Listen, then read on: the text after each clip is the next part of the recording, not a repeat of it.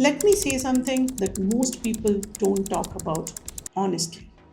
Small cities in India do not lack opportunity, but most businesses still fail within the first year.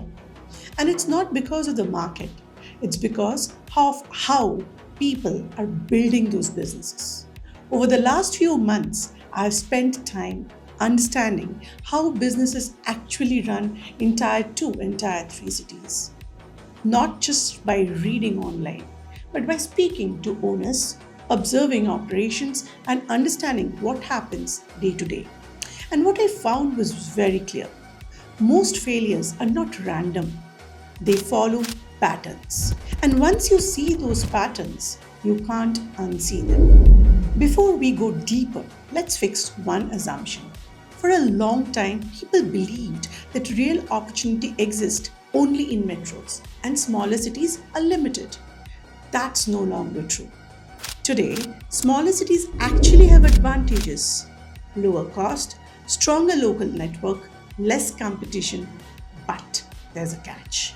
These advantages only work if you build the right kind of business. Otherwise, they work against you. Let's break down the real reasons. First, no execution system. Most people start with excitement. They set up something, maybe take a small office, maybe announce it to friends and family. But after that, there is no daily structure, no targets, no tracking, no clear idea of what needs to happen every single day. And slowly, activity drops. This is where most businesses actually die.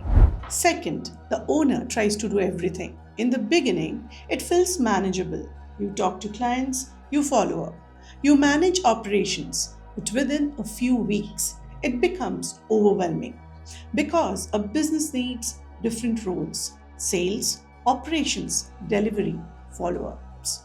One person cannot do everything consistently, and when the owner gets tired, the business slows down. Third, cash flow misunderstanding. This is one of the biggest hidden problems. Expenses starts immediately: rent, salaries, basic operations. But revenue doesn't come immediately. There is always a delay. And most people don't plan for this gap. So even if the business has potential, it shuts down before the first real cash flow comes in. Fourth, copying metro models. This is very common. People see what is working in Bangalore or Mumbai and they try to replicate the same thing in their city. But the reality is different. In smaller cities, relationships matter more. Trust takes time. Decision making is slower. Customer behavior is different. If you ignore this, the model simply doesn't work. Fifth, no activity engine. Most businesses wait. They wait for customers, they wait for referrals, they wait for things to happen. But successful businesses create activity: daily outreach, daily conversations, daily pipeline building. Without this, nothing moves. Now let's talk about the few who actually succeed. And the difference is not luck, it's the approach. First, they build systems, not setups. They don't just open a business, they build a system. They know what needs to happen daily, what numbers they need to hit, what roles exist in the business. They track everything and they adjust based on data. Second, they focus on network driven businesses, not heavy inventory, not high fixed cost, but businesses where growth comes from connections, relationships, consistency, services, hiring, education, local ecosystems. These models work better in smaller cities. Third, they think long term.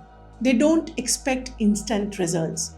They understand that trust takes time, systems take time, momentum takes time. But once it builds, it becomes stable. Here's the biggest insight: the next wave of strong businesses in India will not come only from metros. They will come from smaller cities, but not from people who copy ideas, from people who build systems. Because in smaller cities, systems create advantage. If you observe closely, the businesses that are working today have a few things in common. They are structured, they're process driven, and they are built around the real demand, especially in areas like hiring, skill development, local services, and talent ecosystems. These are not trends, these are gaps that still exist. So, if you are someone who is thinking about starting something in your city, don't start by asking what business should I start. Start asking what system can I build, because the system is what survives. Small cities are not behind, they are early. The question is, will you wait for opportunity or build it where you are?